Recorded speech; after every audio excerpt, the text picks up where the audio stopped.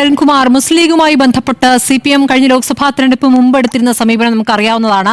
അന്ന് ലീഗിന് സ്വാഗതമെന്ന് പ്രധാനപ്പെട്ട നേതാക്കൾ തന്നെ പറഞ്ഞിരുന്ന ഒരു ഘട്ടമുണ്ടായിരുന്നു. പിന്നീട് സമസ്തയിൽ ഭിന്നിപ്പുണ്ടാക്കി ഒരു വിഭാഗത്തെ കൂടെ കൂട്ടാനുള്ള ശ്രമം നടത്തി. അപ്പോഴും മുസ്ലിം ന്യൂനപക്ഷവുമായി ബന്ധപ്പെട്ട വലിയ വിഷയങ്ങൾ ഞങ്ങളാണ് ഏറ്റെടുക്കുന്നത് എന്ന രൂപത്തിൽ ആദ്യം ഏറ്റെടുത്തുകൊണ്ട് ആ രൂപത്തിൽ പിന്തുണ നേടാനുള്ള ശ്രമം നടത്തി. പക്ഷേ ലോക്സഭാ തെരഞ്ഞെടുപ്പിൽ അത് ഗുണം ചെയ്തില്ല. കിട്ടിയിരുന്ന ഭൂരിപക്ഷ വോട്ടുകളാകട്ടെ അത് നഷ്ടപ്പെടുകയും ചെയ്തു. അപ്പോൾ അതിൻ്റെ അടിസ്ഥാനത്തിലുള്ള ഒരു സമീപനമാണോ ഇപ്പോൾ സ്വീകരിക്കുന്നത്? അതുകൊണ്ടാണ് ഇപ്പോൾ ജമാഅത്തെ ഇസ്ലാമിയാണ് ലീഗിൻ്റെ ബുദ്ധി കേന്ദ്രം, ലീഗിനെ ബുദ്ധി ഉപദേശിക്കുന്ന പോലും ജമാഅത്തെ ഇസ്ലാമിയാണ് എന്ന രൂപത്തിലുള്ള പ്രതികരണം ഇപ്പോൾ നേതാക്കൾ നടത്തുന്നത് അതുകൊണ്ടാണോ? ഇവിടെ ലീഗിൻ്റെ പ്രതിനിധി പറഞ്ഞതെല്ലാം പച്ചക്കള്ളാണ്. ഏറ്റവും ആദ്യം അദ്ദേഹം പറഞ്ഞത് ഇവിടെ ആശാ വർക്കേഴ്സിൻ്റെ ആളുകൾ, പ്രതിനിധികൾ തെരഞ്ഞെടുപ്പ് പ്രവർത്തനത്തിന് നിലമ്പൂർ വന്ന ദിവസം മുഖ്യമന്ത്രി ഒരു ഉത്തരവിൽ ഒപ്പിട്ടു. സോഷ്യൽ മീഡിയ കൈകാര്യം ചെയ്യുന്ന മുഖ്യമന്ത്രിയുടെ സ്റ്റാഫിൻ്റെ ശമ്പളം കൂട്ടിയെന്ന.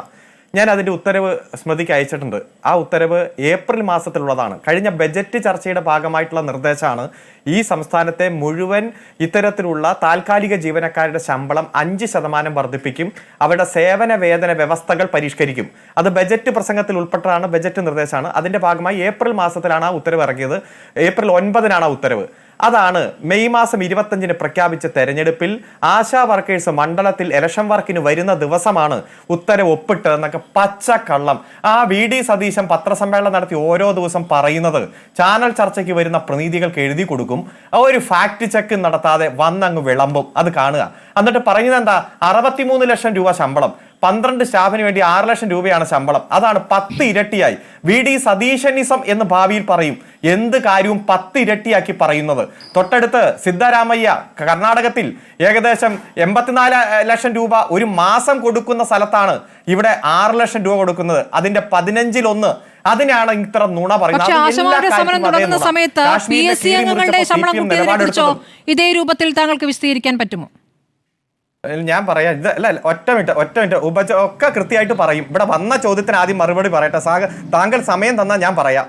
കാശ്മീരിനെ കീറി മുറിക്കുമ്പോഴും മുത്തലാഖ് പരിഷ്കരണ നിയമത്തിൽ ഞങ്ങൾ CPM നിലപാട് സ്വീകരിക്കുമ്പോഴും പൗരത്വ ഭേദഗതി നിയമത്തിനെതിരെ പാർലമെന്റിനകത്തും പുറത്തും നിലപാട് സ്വീകരിക്കുമ്പോഴും ബുൾഡോസർ രാജിനെതിരെ CPM ഉജ്ജ്വലമായിട്ടുള്ള പ്രക്ഷോഭം നടത്തുമ്പോഴും ആ ബുൾഡോസറിന്റെ മുകളിൽ കയറി നിന്ന് വൃന്ദാക്കാരായിട്ട് സമയം നടത്തുമ്പോഴും പോരാട്ടം നടത്തുന്നതും ഒരു തെരഞ്ഞെടുപ്പ് അല്ലല്ല ഒരകത്തും വന്നിട്ടില്ല. ഈ പാർട്ടിക്ക് അകത്തും നിൽക്കുന്ന ആളാ ഞാൻ. ഈ പാർട്ടിയുടെ ഒരു ജില്ലാ സെക്രട്ടേറിയറ്റ് മെമ്പറാണ്. സ്റ്റേറ്റ് അടിസ്ഥാനത്തിൽ ഈ ചർച്ചയിൽ പങ്കെടുക്കുന്ന ആളാ.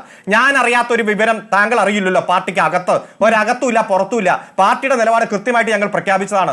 ഉജ്ജ്വലമായ സമരം ഡൽഹിയിൽ അടക്കം ഞങ്ങൾ നടത്തിയതാ. ആ ബിൽക്കീസ് ബാനുവിന്റെ കേസിലെ പ്രതികളെ മോചിപ്പിച്ചതും സുപ്രീം കോടതിയിൽ പോയി നിയമ പോരാട്ടം നടത്തിയ ഏക പാർട്ടി CPM ആ. അത് ഇലക്ട്രൽ ബോണ്ടിന്റെ കാര്യത്തിലും സുപ്രീം കോടതിയിൽ പോയി നിയമ പോരാട്ടം നടത്തി, അത് കൈപ്പറ്റാതെ സമരം നടത്തി, അത് പോരാട്ടം നടത്തി, അത് റദ്ദ് ചെയ്യിച്ച പാർട്ടിയാ CPM.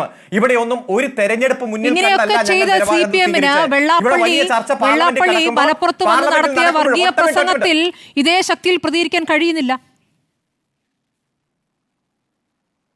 ഇത്തരത്തിലുള്ള ചർച്ചകൾ പാർലമെന്റിനകത്ത് നടക്കുമ്പോൾ ബിരിയാണി ചെമ്പ് നക്കാൻ പോയതാണ് ലീഗിന്റെ MPമാർ. വിമാനം കിട്ടിയില്ല, കല്യാണത്തിൽ പങ്കെടുക്കാൻ പോയി എന്ന് പറഞ്ഞതാണ് പൗരത്വ ഭേദഗതി നിയമത്തിന്റെ പ്രധാനപ്പെട്ട ചർച്ച. ഇതൊക്കെ പൊതുസമൂഹത്തിലുണ്ട്. അതുകൊണ്ട് നിങ്ങൾ എത്ര നുണ പറഞ്ഞാലും ആ നുണ പറയുന്ന സതീശനിസം ഇവിടെ ചെലവാകില്ല. ഇവിടെ സോഷ്യൽ മീഡിയയുടെയും അതുപോലെ തന്നെ വെള്ളാപ്പള്ളിയുടെ കാര്യത്തിലെല്ലാം വളരെ കൃത്യമായിട്ട് നിലപാട് പറഞ്ഞിട്ടുണ്ട്. പിന്നെ ഏറ്റവും അവസാനം വന്ന് പറഞ്ഞല്ലോ ജമാഅത്ത് ഇസ്ലാമിയുടെ പ്രതിനിധി, അദ്ദേഹം എന്താ പറഞ്ഞത്? തൃശ്ശൂർ വിജയം എക്സ്പ്ലെയിൻ ചെയ്തില്ല. മിസ്റ്റർ 86,650 വോട്ട് കൃത്യമായി കോൺഗ്രസ് BJPക്ക് കൊടുത്തപ്പോ BJPയുടെ സ്ഥാനാർത്ഥി ജയിച്ചു. അതിന് ഇനി എന്താ ഇതിലും വലിയ എക്സ്പ്ലനേഷൻ എന്താണ് താങ്കൾക്ക് വേണ്ടത്? താങ്കൾ ഇപ്പൊ പിന്തുണയ്ക്കാൻ തീരുമാനിച്ചിരിക്കുന്ന പാർട്ടി BJPക്ക് കൊടുത്തു. ഈ പ്രതിസന്ധി സുനിൽകുമാറിന് കൃത്യമായി ബോധ്യമായി. ഈ തെരഞ്ഞെടുപ്പിൽ മറ്റു മണ്ഡലങ്ങളിൽ വോട്ട് കുറയുമ്പോഴും 15,000 വോട്ട് സുനിൽകുമാറിന് കൂടുതൽ കിട്ടി, LDFന് കൂടുതൽ കിട്ടി. ആ വോട്ട് കച്ചവടം ഇപ്പോഴും നിങ്ങൾ എല്ലാ ഇലക്ഷനും നടത്തുന്ന കച്ചവടം. രണ്ടാമതൊരു കാര്യം പറഞ്ഞു, ഞങ്ങളുടെ മുഖ്യ ശത്രു ജമാഅത്ത് ഇസ്ലാമിയുടെ മുഖ്യ ശത്രു സംഘപരിവാറാണ്. എന്താ കാശ്മീരിലെ ആ തെരഞ്ഞെടുപ്പിൽ ഉണ്ടല്ലോ യൂസഫ് തരിഗാമിക്കെതിരെ ജമാഅത്ത് ഇസ്ലാമി കാശ്മീരും BJPയും ഒറ്റ സ്ഥാനാർത്ഥിയെ നിർത്തിയേ. അവിടെ സംഘപരിവാറിന്റെ സ്ഥാനാർത്ഥിയെ പിന്തുണയ്ക്കുമ്പോൾ നിങ്ങൾക്ക് ഈ മടിയൊന്നുമില്ലല്ലോ. നിങ്ങളുടെ ലക്ഷ്യം CPMനെ തകർക്കുക, ഇടതുപക്ഷത്തെ തകർക്കുക. അത് എന്താണ് കാരണം? മതരാഷ്ട്ര നിർമ്മിതിക്ക് ഏറ്റവും ശക്തമായി പ്രതികരിക്കുന്നതും അതിനെതിരെ എന്നും നിലപാട് സ്വീകരിക്കുന്നതും വർഗീയതയ്ക്ക് ബദൽ വർഗീയതയല്ലെന്നും മാനവികതയും മനുഷ്യ സ്നേഹമാണെന്ന് മഹത്തായ സന്ദേശം മുന്നോട്ട് വയ്ക്കുന്ന CPM ആണ്. ആ CPM-നെ തകർക്കാൻ ഇപ്പോ എല്ലാ വർഗീയ ശക്തികളും കൂട്ടുകൂടി ലീഗിനെ പറ്റി പറഞ്ഞ കാര്യങ്ങൾക്ക് ഷിബു മീരാൻ മറുപടി നൽകണം. ഇടവേളയ്ക്ക് ശേഷം